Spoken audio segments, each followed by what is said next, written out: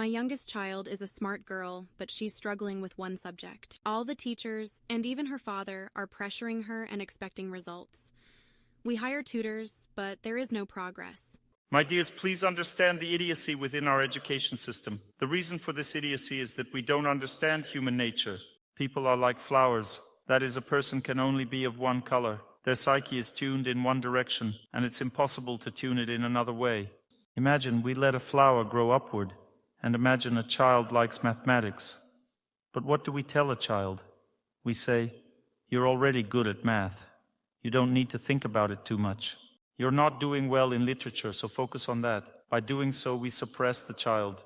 Because a child can only develop in the direction of what they like, because that's where their nature lies. So we should tell the child, "You like math? Then focus mostly on math." There are talented children who resist their parents' pressure and do their own thing. That's how it was in my life. There are also passive children who agree with their parents. They seem obedient. Parents think, "I have an obedient child."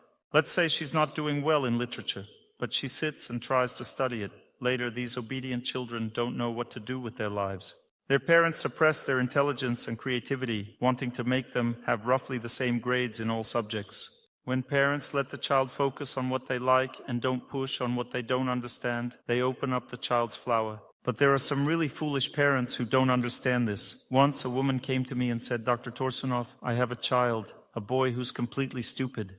I asked her what exactly she meant. She told me he didn't want to go to school. I asked what he did with his time. She replied, "He plays hockey."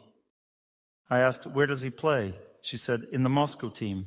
I told her bluntly the truth, who's the real fool here and who's the smart one. She needed to hear it from me, because her child turned out to be a genius on the contrary, and he was defending his nature. She misunderstood how the human psyche works. Teachers are not the ones to decide on such matters, you understand? Because they will simply ruin the child. Teachers need to fulfill their plan, while parents must raise individuals. Come to an agreement with the teachers. If it's impossible to agree with them, then ignore them. If you see that your child is not excelling in one area, it means they are excelling in something else, because a person's talent in childhood always manifests very narrowly and very strongly.